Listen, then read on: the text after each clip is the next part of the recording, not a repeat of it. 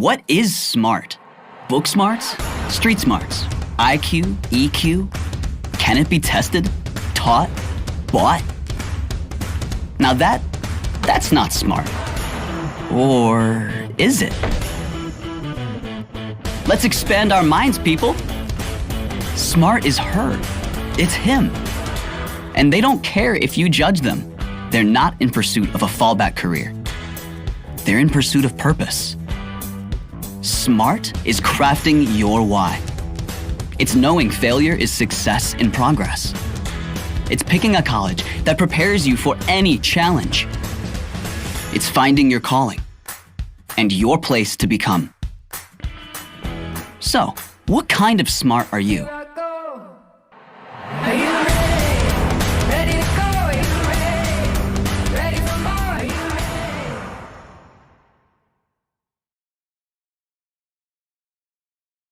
Hello, North Carolina Broncos. I am Kristen DeVries. Tonight, your host for Live from Kalamazoo. My actual day job is serving as Western Michigan University's Vice President for University Advancement and Executive Director of the WMU Foundation. There are 3,000 of you over there in North Carolina, and I'm so happy to come to you this evening. You may have gotten home from your job at Cisco or Eaton or my favorite bank, Wells Fargo. You might have been a computer engineering major or occupational therapy. We know there are quite a number of you out there in North Carolina representing us very well. But this evening, I'm very excited to first share with you a conversation I had earlier today with President Edward Montgomery about what he loves about your state, what he's hoping to do next, the things that we've got going on at WMU today, and what's coming for our future. Stay tuned. Hello, President Montgomery. Hello, Kristen. How are you doing today? It is good to see you. Tonight we are talking about our North Carolina alumni, and I know you've spent some time in North Carolina. What are some good memories for you? Well, you know, when my children were young, we took some vacations down in Duck in the Nags Head area. The beaches are wonderful, great places to relax, very comfortable. And I've spent a little bit of time in the Research Triangle. I have some colleagues who teach at Duke in North Carolina, and so we got to visit those universities, wonderful places to interact. I know as a former Terrapin to stay out of the Duke North Carolina basketball rivalry. I understand this year Duke is a little bit down, but nonetheless, I'm sure they'll be back in the years to come. And hey, NC State's the top of the ACC right now. There you go. There's always somebody on top. And I actually had to miss, because of COVID, my nephew's wedding out at Wrightsville Beach. That was just about a year ago now. So I can't wait to get back to see him and his bride and all the folks that we know in Wilmington. What are you looking forward to doing next time you get a chance to travel? Well, you know, I love getting a chance to see our alums. And so to be able to go into North Carolina or South Carolina, to be able to see that region, it's both geographically beautiful, but it's filled with people with sort of energy and dynamism, and would love to be able to interact and get to be more engaged with them. As you know, this is a region that's long been the finance capital and the textile capital of the South. It's growing, it's very vibrant. It's got some challenges. It's got some challenges with social mobility. And I know there was a study a few years back that said Charlotte particularly had challenges. And so as they're struggling with that, it's an issue that's relevant here at Western as well. Our students are very focused on social justice. They very much want us as a campus to be engaged in those dialogues. And it's something that Western has been committed to over a number of years. We've had access as one of our key pillars going all the way back to Waldo, who came up with "So All May Learn" as sort of a key guiding principle for us as a campus. Being open, be accessible to the sons and daughters of the state, being a place that helps people move up, fulfills the American dream, climbs that ladder. And so whether in our case we have programs for kids from foster care, or from kids who might have been migrant farm workers, or kids who come from low income backgrounds, whether it's the Foundation Scholars or the CETA Scholars, or obviously how we take advantage of the Kalamazoo Promise and camp programs. These are programs that, again, open up the opportunities for kids and not just give them a chance to come into the university, but have remarkable success graduating those kids. Our foundation scholars, every single kid who's gone into that program has graduated in 4 years, and graduated with at least honors, or if not high honors, in terms of their degree. And so these are kids who are coming from a hard scrabble background. Some of them are homeless. Many of them are on orphan or in the child social welfare system. And these are kids that Western has been able to create that opportunity to.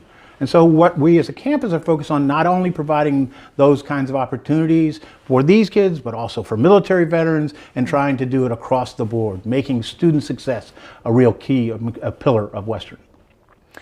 And we certainly do tremendous work for students who have already come to our campus, like the ones that you were just describing. But the pandemic is having disproportionately negative effects on some of the most vulnerable populations, those who are very much underserved when times are good. What is Western doing to help students, even before they get to college, to have more success and see more potential for themselves? You know, we have at our unified clinics something we call a resiliency center. And the Resiliency Center recognizes that childhood trauma is one of the biggest barriers to students succeeding. It shows up in low reading performance, it shows up in dropout, it shows up in teen pregnancies, it shows up in juvenile delinquent type activities, and it's often through traumatic events. Unfortunately, with COVID-19, the number of those incidents have gone up. Why? Because where many of these incidents would have been caught, or many of the early warning signs would have been detected, are through your teacher.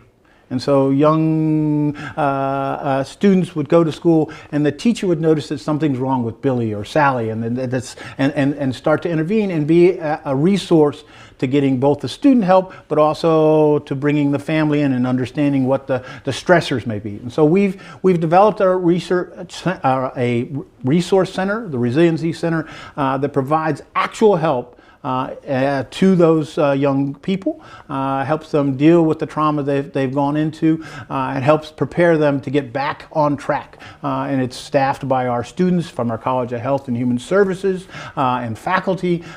We just got a recent $1.6 million grant from the state to support it, because they're realizing this is a much needed area. And COVID, if anything, has exacerbated the need, but it's one of the many ways in which Western is trying to have an impact, not just for our students, but for future students or for citizens of the state.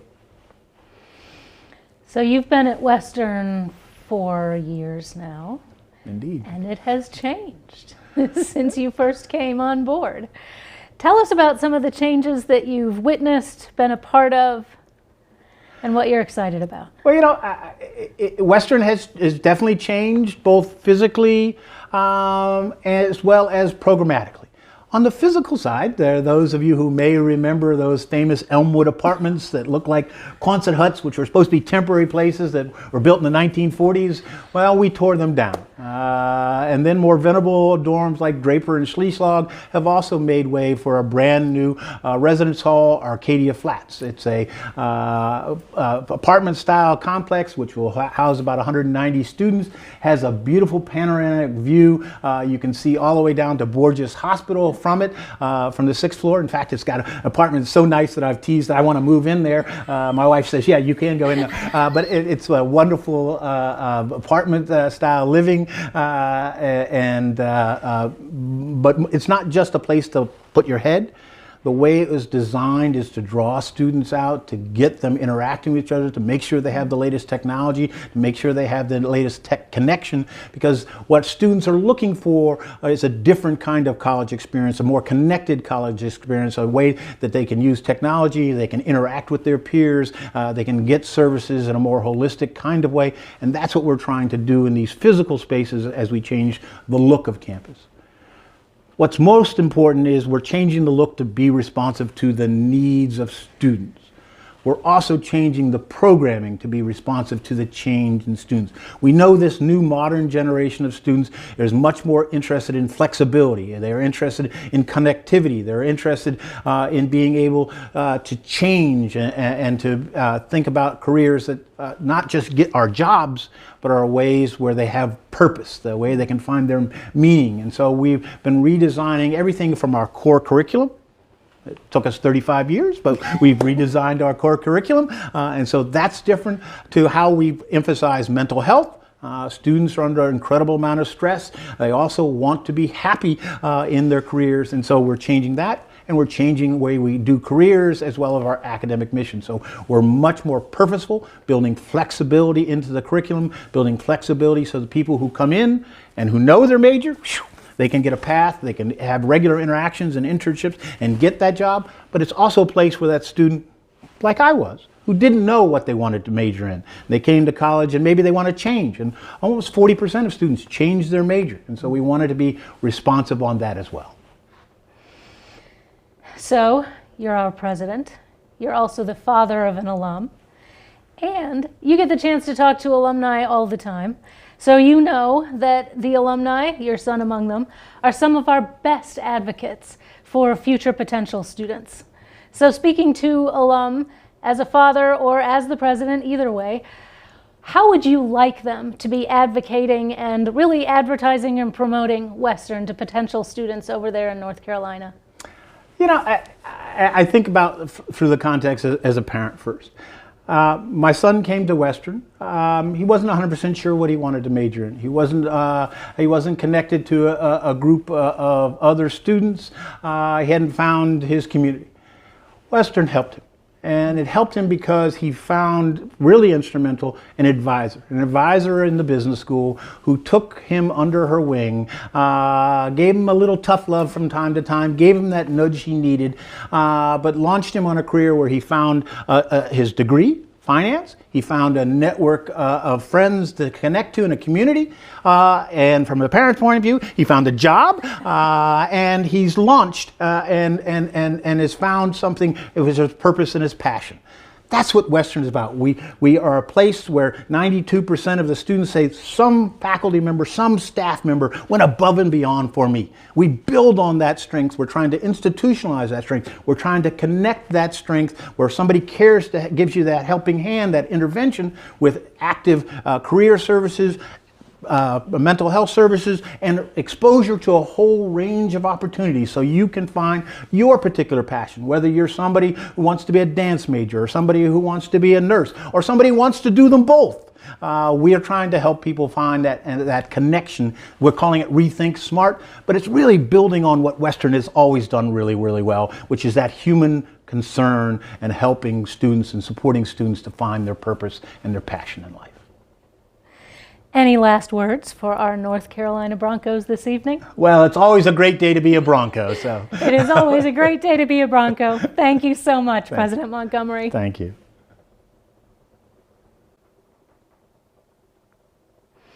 This fall, we welcomed 17 new North Carolina residents to become Broncos. And one of the Broncos currently at Western Michigan University is a wonderful young woman named Amy. She is about to tell you her story, but I am most proud to tell you that she is a graduate of Lake Norman Charter High School, where a member of your WMU Alumni Association board happens to serve as her principal. Amy? My name's Amy Maurice. I'm a sophomore studying studio art and with a minor in art history, and I'm from Charlotte, North Carolina. I went to Lake Norman Charter High School, which is just outside of Charlotte in Huntersville, North Carolina. It's a mid-sized to small school with a great spirit community and right outside of Charlotte, so lots happening in the area. One thing that's totally regional and I really miss is there's Cookout, which has, I think, something like 45 different milkshake flavors, kind of like a steak and shake, best burgers in town. Chicken nuggets are my favorite.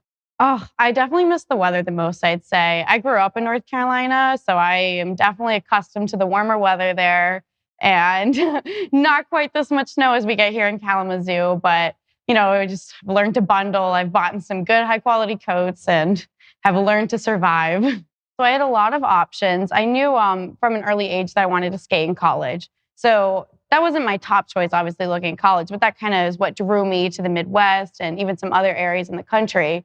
You know, I toured here on Halloween, which is kind of random, but it really allowed for me to see a fun community because everyone was out carving pumpkins and, people were wearing their costumes around campus. I just really fell in love with the size of the school here and the community. Like I said, I went to a medium to small school, so I didn't want to be overwhelmed by, huge Michigan State, U of M. You have to walk 30 minutes just to get to your car. That was really intimidating to me. This is one of the only schools I toured that has a whole office that they, on the tour, they make you stop and say, this is our diversity center. This is where we focus on, inclusion of all students. And then once I visited, I, had such a great sense of community here automatically, meeting the team members that I wasn't even part of the team yet, but they were already so welcoming and raved about how great the school was and everything else. It was great energy all around. I like to think I'm pretty involved. And, of course, with every year I stay, I get more and more involved with new things. So coming in my freshman year, like I said, I joined the skating team. And that's a pretty big commitment. We practice like 4 to 5 times a week at least, especially around competition season, especially to my teammates, just because, I showed up 14 hours away from my home and I had, I almost knew no one. But that team was there right with me day one, especially the coach, because she knew we were all coming from such different areas. She was able to take things easy on us and provide us with those team bonding activities that gave us that sense of community and pride in our school. This year, I've been able to find some more time to look at jobs in different clubs. And I actually just started as a student ambassador. So that's like the tour guides and, works with admissions officers and whatnot. And I've been really loving that. I've just started the training for it. And it's definitely satisfying work getting to brag about how much I love Western. A lot of new exciting things are happening, like all the new construction of the new student center and all the stuff like that. But I feel like the university definitely still has that old charm. And I'm more than confident that my liberal arts degree here will really prepare me for anything of the sort.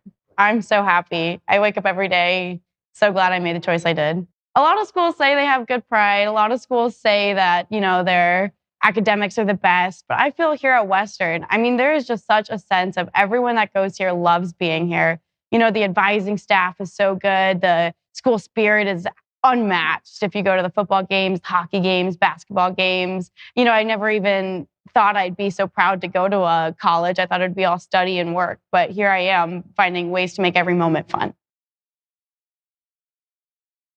At WMU, we are absolutely committed to the success of fantastic students like Amy, but we're also committed to your success. And next, you get to hear from Sarah Husain, the president of your WMU Alumni Association board.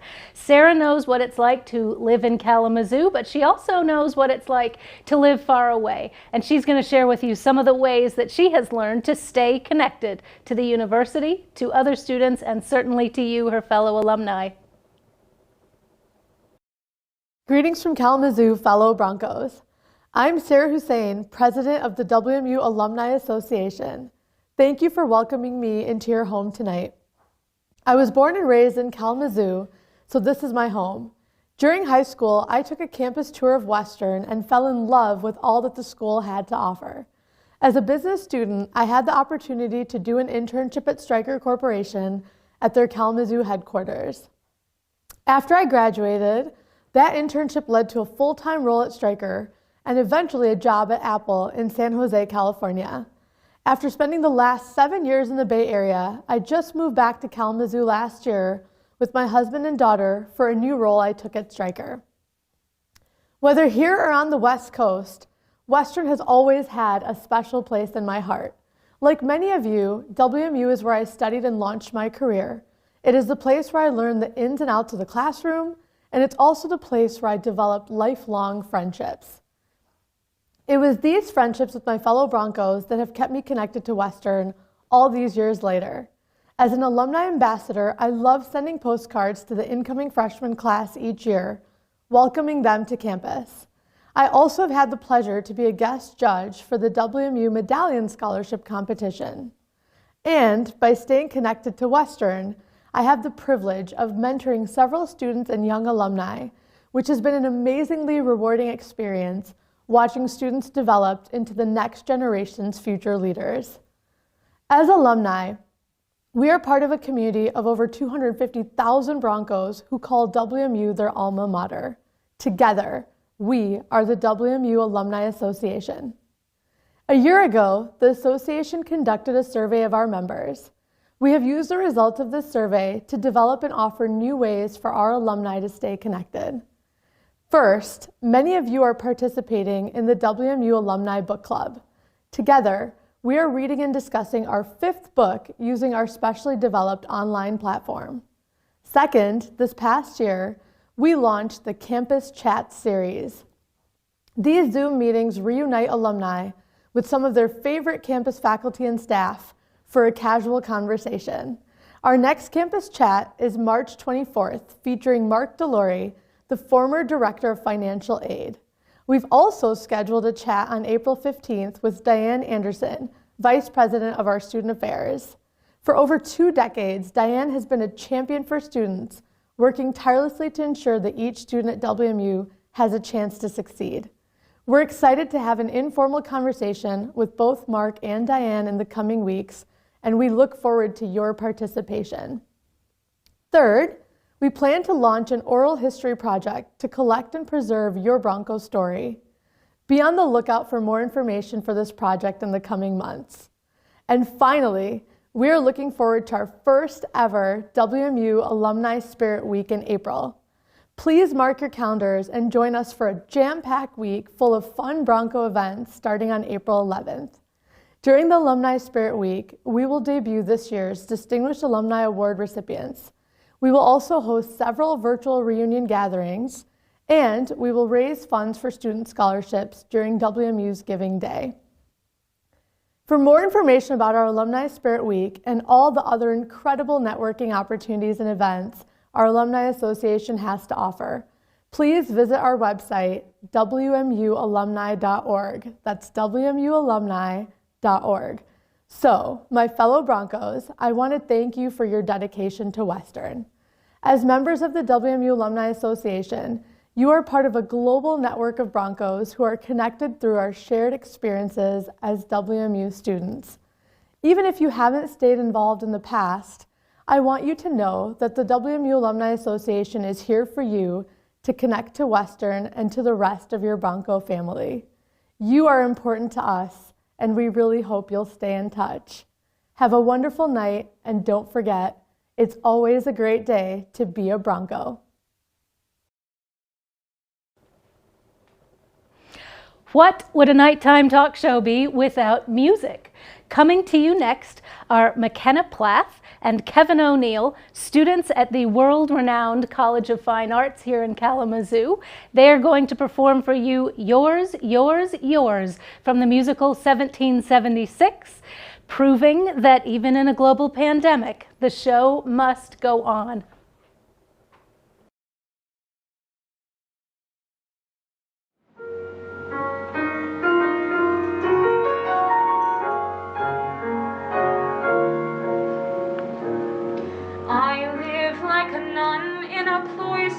Solitary, celibate, I hate it. And you, John? I live like a monk in an abbey, ditto, ditto, I hate it. Write to me with sentimental effusion. Let me revel in romantic illusion. Do you still smell of vanilla and spring air? And is my favorite lover's pillow still firm and fair? What was there, John? Still is there, John.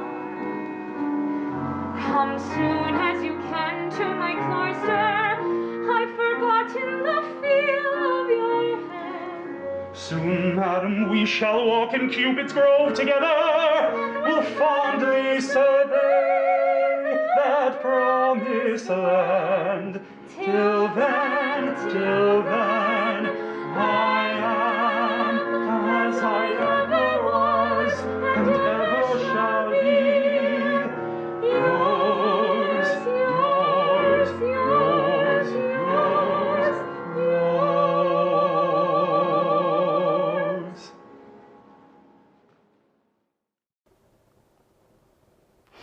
Thank you so much for joining me tonight. I had a ton of fun, and I hope you did too, but I would love to know, is there something you'd like to know more about?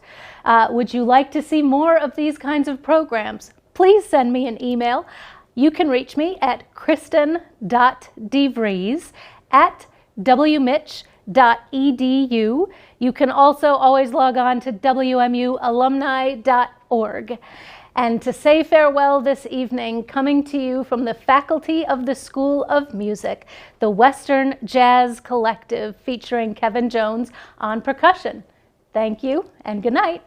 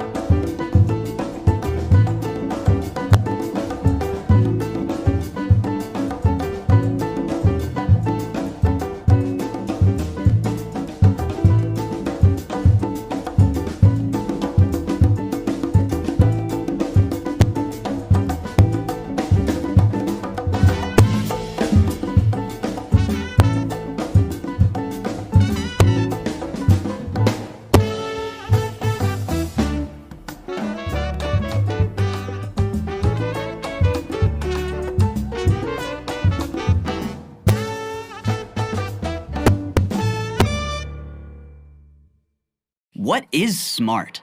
Book smarts? Street smarts? IQ? EQ? Can it be tested? Taught? Bought? Now that's not smart. Or is it? Let's expand our minds, people. Smart is her. It's him. And they don't care if you judge them. They're not in pursuit of a fallback career. They're in pursuit of purpose. Smart is crafting your why. It's knowing failure is success in progress. It's picking a college that prepares you for any challenge.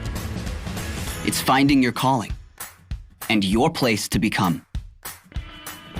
So, what kind of smart are you?